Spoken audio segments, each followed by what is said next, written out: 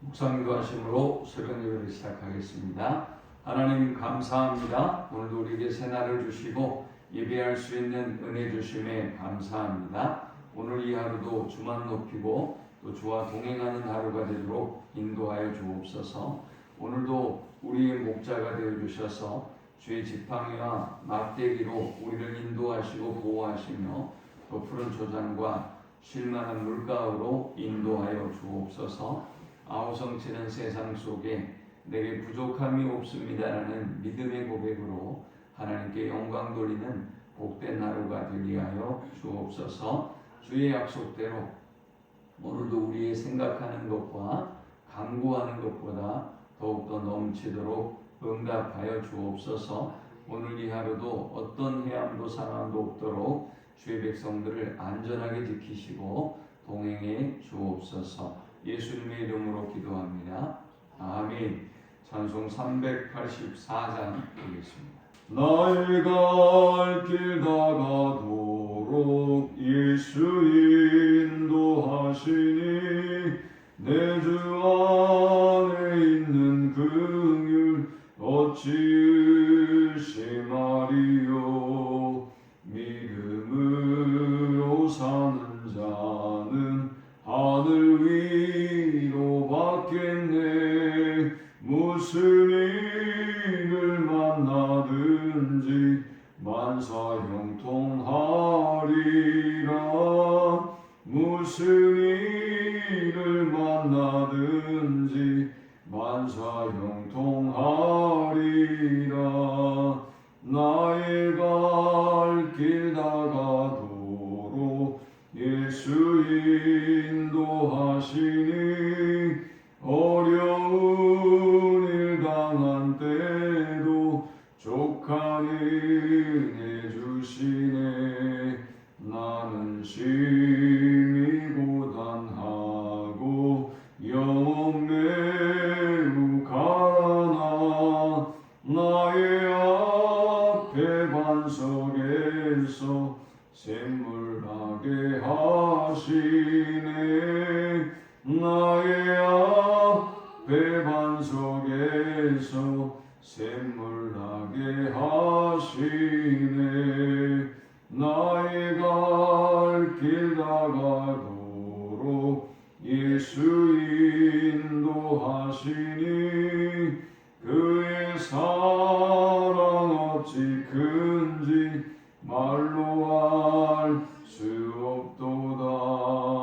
성령 감화받은 영혼 하늘나라 갈 때에 영영 부를 나의 찬송 예수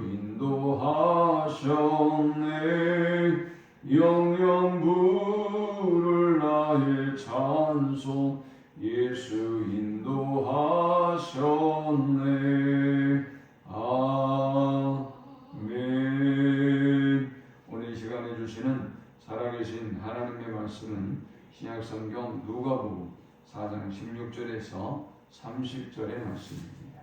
예수께서 그 자라나신 곳 나사렛에 이르사 안식일에 늘 하시던 대로 회당에 들어가서 성경을 읽으려고 서시며 선지자 이사야의 글을 들이거늘 책을 펴서 이렇게 기록된 데를 찾으시니 곧 주의 성령이 내게 임하셨으니 이는 가난한 자에게 복음을 전하게 하시려고 내게 기름을 부으시고 나를 보내사 포로된 자에게 자유를 눈먼 자에게 다시 보게 함을 전파하며 눌린 자를 자유롭게 하고 주의 은혜의 일을 전파하게 하려 하심이라 하였더라.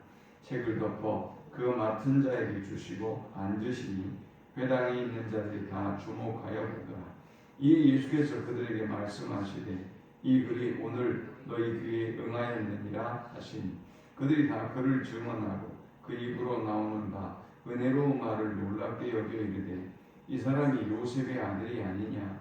예수께서 그들에게 이르시되 너희가 반드시 의사야 너 자신을 고치라는 속담을 인용하여 내게 말하기를 우리가 들은 바 가버나움에서 행한 일을 내 고향 여기서도 행하라 하리라. 또 이르시되 내가 진실로 너희에게 이르노니 선지자가 고향에서는 환영을 받는 자가 없느니라.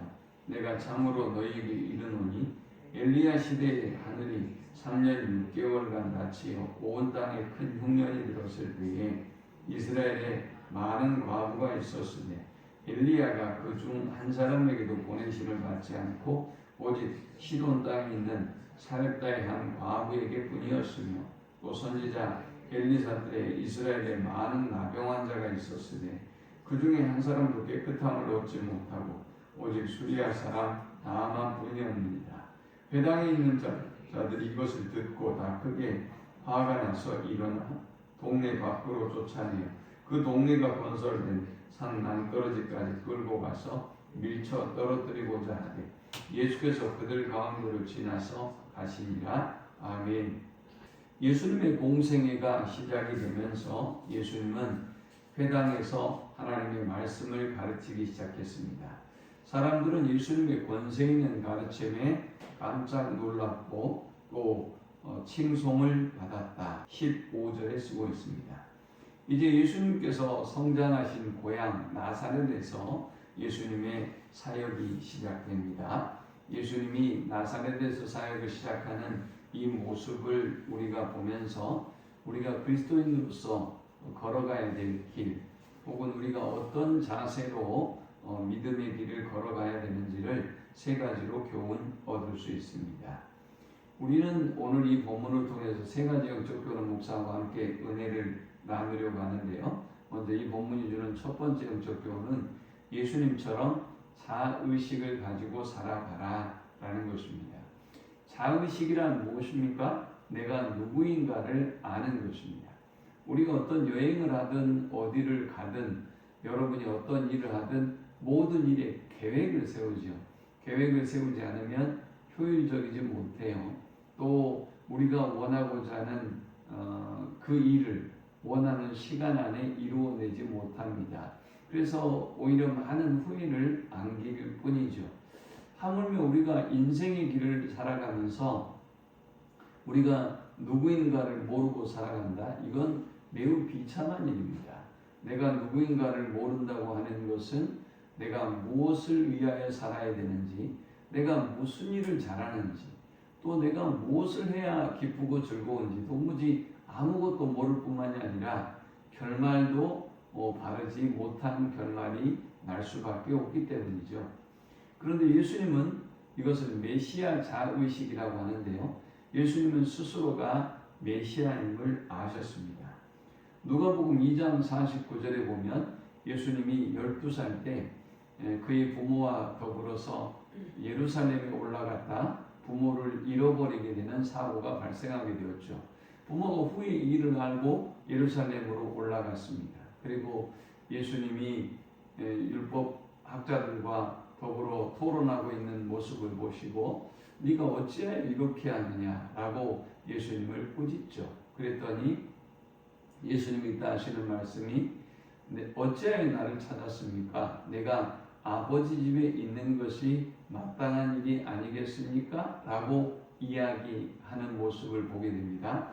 그것은 예수님이 자기가 12살 때이지만 아직 공생애가 시작되기 전에도 그 자신이 누구인가를 분명히 아셨음을 의미합니다.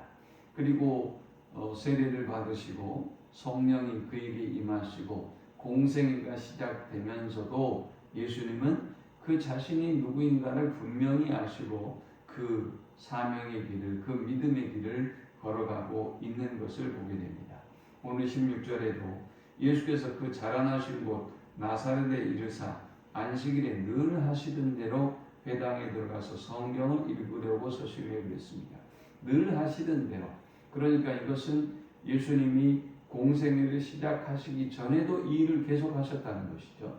이것을 보면 예수님은 자신이 누구인가를 분명히 아셨어요. 오늘 한 번뿐인 인생이기 때문에 우리가 두 번 살아갈 수 없는 인생이기 때문에 요즘 사람들은 그런 얘기 많이 하죠. 이번 생은 망했다 라고 얘기하는데 그 말은 다음 생에 기약이 있다는 얘기 아니겠습니까? 그러나 그것은 헛된 꿈일 뿐이죠. 이번 생이 우리의 이 땅에서의 마지막 생이에요. 그리고 이번 생에 우리가 어떻게 살아가는가에 따라서 천국과 지옥에 갈 수 있고, 그리고 영원한 하나님의 품에서 안식을 누릴 수 있는 반면 영원한 저 불멸의 지옥의 심판과 고통을 받아야 되는 그런 결과도 나타나게 되는 것이지요. 그러므로 우리는 내가 누구인가를 분명히 알고 살아가야 돼요. 두 번째, 예수님은 내가 해야 할 일이 무엇인가를 아셨습니다. 예수님은 이사야 선지자의 글을 읽으면서 18절에 주의 성령이 내게 임하셨으니 이는 가난한 자에게 복음을 전하게 하시려고 내게 기름을 부으시고 나를 보내사 포로된 자에게 자유를, 눈먼 자에게 다시 보게 함을 전파하며 눌린 자를 자유롭게 하고 주의 은혜의 예를 전파하게 하려 하심이라 하였더라 했습니다. 예수님이 세례를 받으시고 성령이 임하고 광야에서 40일 동안 기도하시고 시험을 물리치고 나서 이제 그의 고향에 오셔서 첫 이사야 선지자의 글을 읽고 그리고 선포했습니다. 그런데 이 글이 무슨 얘기냐? 앞으로 메시아가 와서 이러이러한 일을 한다라는 내용의 말씀이에요. 예수님은 그 말씀을 인용하시면서 자신이 이 일을 이루었다. 그리고 이것이 자신에 대하여 한 말씀이다 라는 것을 선포합니다. 예수님이 하실 일은 무엇입니까? 가난한 자에게 복음을 전하고, 여기 가난한 자는 물론 심령이 가난함이죠. 포로된 자에게는 자유를 주고, 눈먼 자에게는 다시 보게 하고, 눌린 자를 자유롭게 하고 주의 은혜의 해를 전파하게 하기 위해서 주님이 이 땅에 오셨음을 선언하고 있습니다. 주님은 자신이 해야 할 일이 무엇인가를 분명히 알았어요. 여러분, 우리가 내가 누구인가를 아는 것도 중요한 일이지만 내가 해야 할 일이 무엇인가를 아는 것이 중요한 것이지요. 어떤 운동선수가 자신이 어떤 종목을 어떻게 잘하는지도 모르고 이것저것 닥치는 대로 한다고 해봅시다. 이 사람은 훌륭한 선수가 될 수가 없어요. 저와 여러분들이 이 땅에 살아가면서 직업이든 어떤 일이든 시대의 흐름대로 닥치는 대로 하고 살아간다고 하면 그건 후회와 슬픔뿐인 결과를 맞을 수밖에 없어요. 내가 누구인가를 알고 그리고 내가 이 땅에서 해야 할 일이 무엇인가를 알 때 우리가 깔끔하게 우리의 삶을 살아갈 수가 있고 그리고 아름답게 우리의 삶을 정리하고 마감할 수가 있겠죠. 나이 70이 되고 80이 되고 90이 돼도 여전히 혼란 가운데 빠져있고 닥치는 대로 살아간다고 하면 이건 불쌍한 일이에요. 주님은 자신이 누구인가를 아셨고 무슨 일을 해야 할지를 아셨습니다. 그러니까 20절에 책을 덮어 그 맡은 자에게 주시고 앉으시니 회당에 있는 자들이 다 주목하여 보더라 했습니다. 이제 사람들이 예수님이 전파하신 그 말씀에 깜짝 놀랐습니다. 그러나 22절의 반응을 보면 그들이 다 그를 증언하고 그 입으로 나오는 바 은혜로운 말을 놀랍게 여겨 이르되 이 사람이 요셉의 아들이 아니냐 했습니다. 주의 복음이 선포될 때 사람들은 은혜를 받기도 하고 긍정적인 반응을 보이기도 하지만 그러나 오히려 예수님을 배척하고 또 예수님을 무시하고 죽이려고 하는 반응이 일어난다는 사실을 우리가 기억해야 돼요. 은혜의 말씀을 전하는데 두 가지 반응이 나타나요. 예수님은 23절에 이렇게 말씀하셨습니다. 너희가 반드시 의사야 너 자신을 고치라. 이런 속담이 유대인들에게 있었다고 해요. 야, 네가 네 병을 고쳐봐라. 이런 말씀이 있죠. 그러면서 예수님에게 네가 가버나움에서 행했던 일을 이 고향에서도 한번 행해봐 라고 예수님을 조롱하고 시험한다는 것이지요. 예수님은 자신이 해야 할 일을 분명히 아셨고 자기 자신에 대해서 아셨고 그 일을 하셨지만 나사렛 곧 그를 잘 알고 있는 그의 고향 그의 지인들에게서는 배척과 핍박을 받으셔야만 했습니다. 우리가 이 본문을 통해 얻을 수 있는 세 번째 영적 교훈은 예수님처럼 배척과 죽음의 위기에도 불구하고 고난의 길을 걸어가라라는 교훈입니다.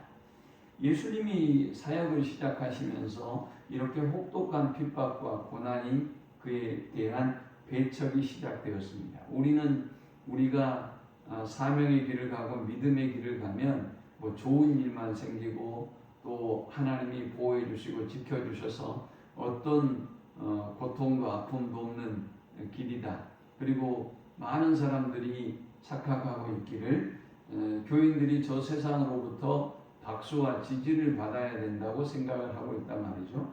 아니 예수님도 처음부터 이렇게 고난과 배척과 모욕을 당하셨는데 어떻게 우리가 세상으로부터 존경만 받는 그런 삶을 살아갈 수가 있겠습니까?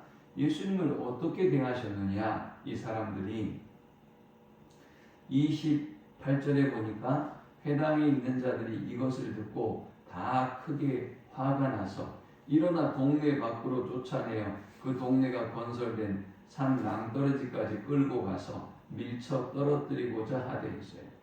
이 사람들은 예수님을 동네에서 쫓아냈을 뿐만이 아니라 그 고향에서 말이죠. 그리고 예수님을 낭떠러지에서 떨어뜨려서 죽이려고 했어요. 이러한 고난과 배척에도 불구하고 예수님은 굽히지 않고 그 길을 가셨습니다. 도대체 어떤 날에 이들이 이런 반응을 보인 겁니까? 예수님을 배척하는 이들에게 예수님이 두 사람에 관한 이야기를 했습니다. 이스라엘에 많은 과부가 있었지만 엘리야 시대에 사렙다 과부가 하나님의 은혜를 입었다. 이방인이에요. 또 엘리사 시대 때는 이스라엘에도 많은 나병 환자들이 있었지만 저 수리아 사람 나아만 장군이 큰 은혜를 입었다. 그러니까 유대인들이 이스라엘 사람들이 하나님의 은혜를 입은 것이 아니라 이방인이 은혜를 입었다는 것이죠. 그러니 예수님의 이 말씀이 예수님을 배척하는 그들에게 크게 찔림을 가져올 수밖에 없었던 것입니다. 그러니까 예수님을 배척하고 죽이려고 했어요. 이때 예수님의 반응이 어떻습니까? 30절에 예수께서 그들 가운데로 지나서 가시니라 했습니다. 자, 예수님을 대적하는 이들에게 예수님이 한번 뜨거운 맛을 보여줬으면 어땠을까요? 예수님은 충분히 그럴 만한 힘을 가지고 있는 분이지 않습니까? 그러나 예수님은 여기서 논쟁을 하지도 않으세요. 예수님 이들에게 뜨거운 맛을 보여주지도 않습니다. 그냥 예수님은 자기를 배척하고 모욕하고 죽이려는 이들을 지나가서 다른 곳으로 가셨습니다. 왜입니까? 사명을 위해서입니다. 그가 할 일을 위해서입니다. 오늘 많은 사람들이 저 세상은 교회를 조롱하고 비판하고 공격하고 모욕합니다. 그럼에도 불구하고 우리가 저들과 논쟁할 일이 아니라 우리가 저들에게 어떤 존경과 사랑을 받으려고 무슨 우리가 관종입니까? 그들의 박수와 지지를 받아야 하는 게 그렇다면 예수님이 여기서 오해를 풀고 그들에게 모범을 보이고 그들에게 존경과 박수와 지지를 받는 일을 먼저 해야 하지 않겠습니까? 그러나 그럴 수 없다는 걸 주님은 아시기 때문에 다른 곳으로 가셔서 그가 해야 할 일, 곧 천국의 복음을 전파하는 일을 행하셨던 것입니다. 오늘 우리도 세상이 뭐라고 하든 아니면 모욕과 어떤 죽음의 위기가 찾아오든 묵묵히 그 가운데를 지나서 가야 할 그 길을 걸어가는 우리 모두가 되시기를 축원합니다. 하나님 감사합니다. 귀한 말씀을 통해서 은혜 받고 깨닫습니다. 주님이 가셨던 그 길, 주님이 걸으셨던 그 원리와 방법대로 어떤 고난과 모욕과 핍박과 배척에도 복음을 증거하고 사명을 감당하는 우리가 되게 하여 주옵소서. 예수님의 이름으로 기도합니다. 아멘. 지금은 우리 주 예수 그리스도의 크신 은혜와 성부 하나님의 그 크신 사랑과 성령의 인도 보교통 충만케 하시니 내 자신이 누구인가를 알고 내가 해야 할 일을 알고 또 어떤 배척과 어떤 고난과 죽음의 위기에도 불구하고 그 길을 묵묵히 걸어가겠노라고 결단하는 모든 주의 백성들의 머리 위에 이제부터 영원토록 함께 있을지어다.